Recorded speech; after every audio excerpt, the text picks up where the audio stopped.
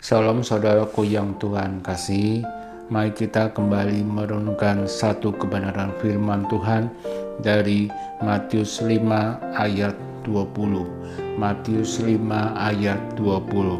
Firman Tuhan berkata, "Maka aku berkata kepadamu, jika hidup keagamanmu tidak lebih benar daripada hidup keagamaan ahli-ahli Taurat dan orang-orang Farisi, sesungguhnya kamu tidak akan masuk ke dalam kerajaan sorga."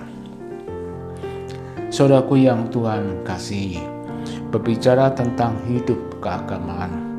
Di dalam Injil Matius ini, kata ini lebih tepat diterjemahkan di dalam bahasa Yunani, yaitu diakosune. Kata ini lebih tepat diterjemahkan kebenaran yang selalu berhubungan dengan keraguan, baik secara kelihatan maupun yang tidak kelihatan, melalui sikap hati dan pola pikir kita. Saudaraku yang Tuhan kasih, ketika kita membaca ayat ini, kita akan mengerti bahwa kebenaran orang Farisi dan ahli Taurat hanya bersifat lahiriah. Mereka lebih mentaati peraturan dan memuji Tuhan serta menghadiri ibadah. Akan tetapi, tindakan lahiriah mereka lakukan sebagai ganti dari sikap batiniah yang benar. Tuhan Yesus mengatakan bahwa kebenaran yang dikehendaki Allah dari orang percaya adalah lebih dari itu.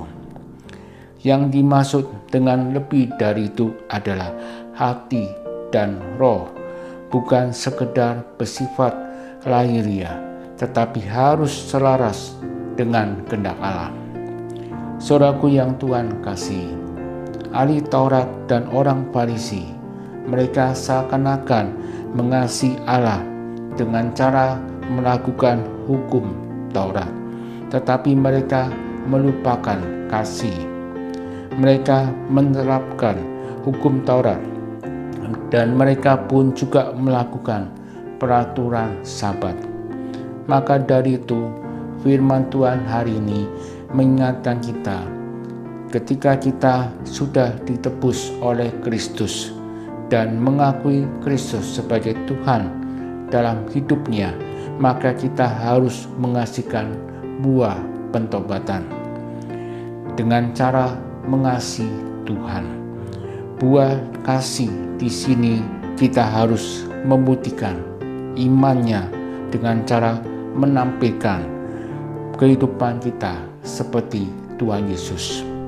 Saudaraku yang Tuhan kasih, bagaimana dengan hidup kita sekarang ini dalam masa pra-Paskah?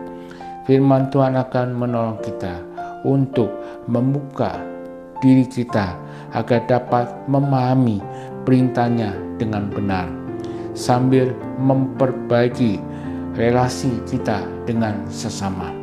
Yang kedua, memulihkan hubungan yang rusak. Dan yang ketiga, kita harus menjadi saksi bagi sesama. Kiranya Tuhan akan menolong kita untuk melakukannya. Amin.